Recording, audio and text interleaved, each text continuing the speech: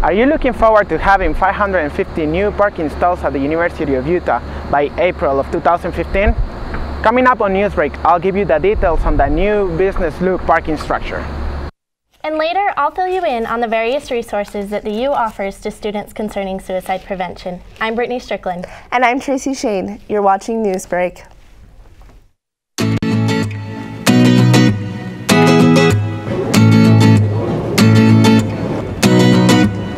There are some new developments happening here on campus.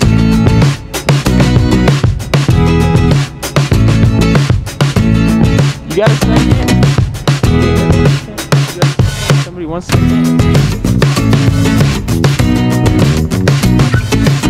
Breaking news here at the U. Coming up next on Newsbreak. U students may not know that the Counseling Center offers suicide prevention resources for all U students. This week, I sat down with the director of the Counseling Center to learn more. Studies done by the University of Utah show that 50% of college students are having some form of suicidal ideation. Lauren Weitzman, the director of the Youth Counseling Center, says suicidal tendencies become more problematic during the school year. We tend to see students around midterms and final exams. There's also something called seasonal affective disorder. That's when the days get shorter and it gets kind of colder and gloomier outside. The Youth Counseling Center offers services including group sessions for $5, single sessions for $12, a 24-hour crisis line, and a receiving center provided with the help of the University Neuropsychiatric Institute. Students feel like they can't keep themselves safe even if they don't have insurance. They are able to go up to the receiving center for at least 24 hours as that gets assessed. Warning signs may vary, but are important to watch for, according to the University of Utah Counseling Center. To notice any significant changes in behavior when somebody actually mentions or says more directly that they're thinking of hurting themselves. Brian Best, a U of U graduate and current staff member, says his suicidal experiences during his senior year have shaped the lens of how he goes through life. Not necessarily that I was there, but the fact that I'm not anymore and I made it through that. Brian expresses the importance of reaching out to someone if you are suicidal. You find your friend that you can call at 1 in the morning and say, I'm going to do it, please help. Those are the people that you tell. And those are the people that will not judge you. They will not scorn you. They will not mock you. They will only love and support you. And those are the people that you need. If you or someone you know is having thoughts of suicide, please reach out to the University of Utah Counseling Center in the Student Services Building, or contact the 24-hour crisis line at 801-587-3000. Reporting for Newsbreak, I'm Brittany Strickland. 1 in 6 Utahns are at risk of missing their next meal, and with the holiday feast just around the corner, no one should be left hungry. This upcoming Saturday marks the beginning of the Alumni Association's 21st annual food drive here at the university. I met with Lacey Despain, Student Alumni Board President, to find out more. It's a really big tradition at our school, and every year it gets a little bit bigger. This fall marks the Alumni Association's 21st annual food drive at the University of Utah. The Alumni Association is hoping to exceed $51,000 in cash donations while also collecting over 433,346 pounds of food. Everything really counts. 1 in 6 Utahns is at risk of not having a meal. And so when you think about that, if you give 1 can, that is giving that 1 Utahn a meal. And so when you think about it in terms like that, it truly means so much. Food bins will be placed all over campus for students to donate any canned goods or perishable items, while cash donations can be collected by donating on the Alumni Association's website, or members of the Student Alumni Board will be collecting donations. We do grocery store collection with the surrounding grocery stores, as well as neighborhood collection with the neighborhoods. We have the student groups do different competitions within themselves. We try to encompass all parts of the campus. With over 30,000 students alone at the University of Utah, 1 can of food can supply hundreds of Utahns with a meal, which is why Despain asks just one thing from her fellow students. Get involved with the food drive. It helps so many people and it brings the Utah community together. All the Utah fans, all students, just get involved with it in any way you can. Everything counts. If you're interested in donating to the food drive, check out the donation bins around campus, or you can log on to the Alumni Association's website to find out more information. I brought in beatboxer Sione Tanaki to our studio from the U's contemporary a cappella band Infrared to give us an exclusive beatboxing performance after the break. You won't want to miss it. Is it your lifelong dream to be a media mogul? Do you see yourself as a news anchor or working behind the scenes in video production, even as a journalist? Look no further and see what the communication department can do for you. Get creative and get inspired by taking classes like video production, Newsbreak, TV journalism, photography, and many more classes to prepare you for a rewarding career in media. Go online to communication.utah.edu, check out the courses, and start following your dreams. Do you take into account the issues of worker justice, animal rights, or organic local standards in the food that you eat? Scott Hebertson met with the U's sustainability coordinator to hear more about the goals that the U has to improve the quality of food offered on campus. The Real Food Challenge is a nationally run campaign that is striving to improve the quality of food that universities offer on their campuses. U students may not know that the University of Utah has actually been involved with the campaign for several years now.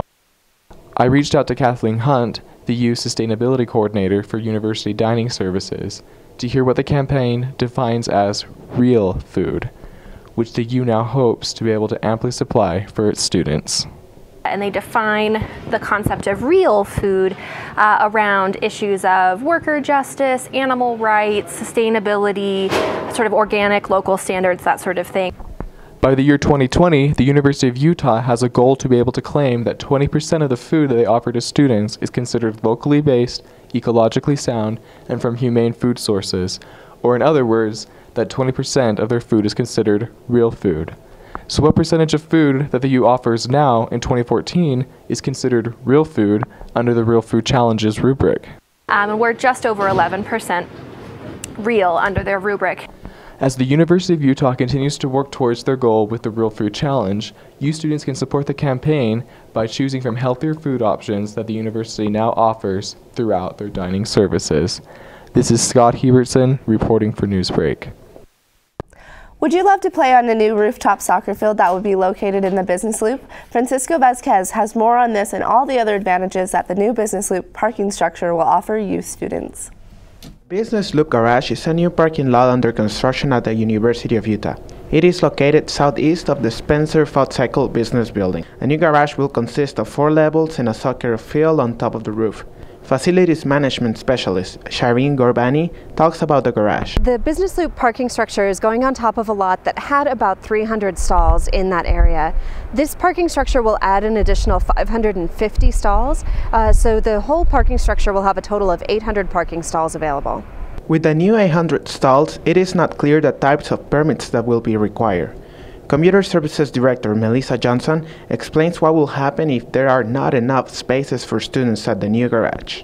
Right now, a lot of that lot was A parking before we took away the parking to build the garage. Most of that lot, the area that we're building in, was A parking, but there was U parking, student parking, close by. So if the parking garage were to become faculty parking, the student parking would migrate to the lot that's just adjacent to that. So there still will be student parking in the area. We just don't know exactly where all of the parking is going to be. Green space at the U is not forgotten, and the soccer field on top of the roof will be open for all students. The soccer field's going to be really amazing. It's something unlike anything else on campus.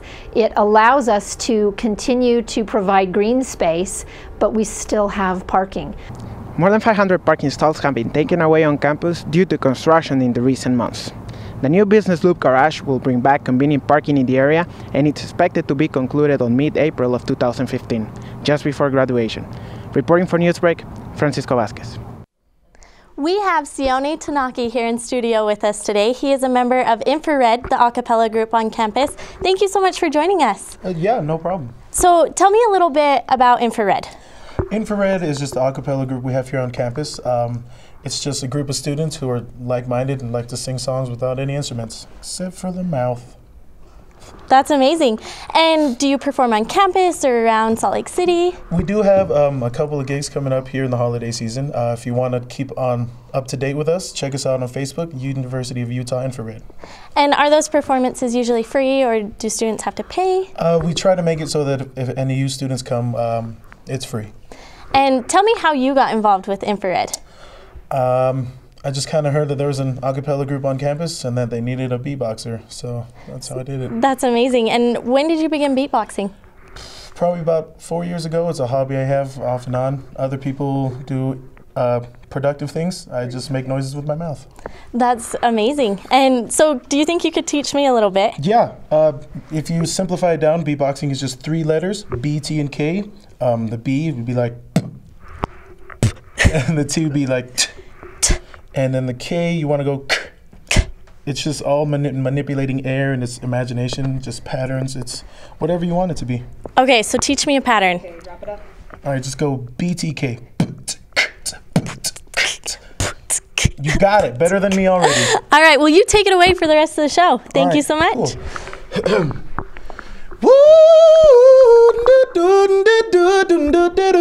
Hey, don't worry, just be happy. Don't worry, baby, happy. Rip. Don't worry, just be happy. Don't worry, baby. Rip.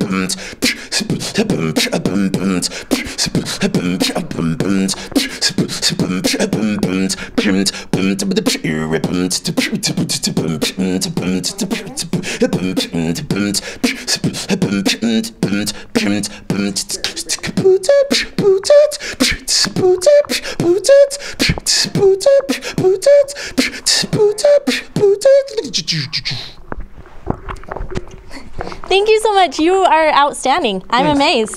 Thank you so much for joining us. I'm Brittany Strickland. And I'm Tracy Shane. Thanks for watching. Great job. Thank you so much. I didn't run away this time. Yeah,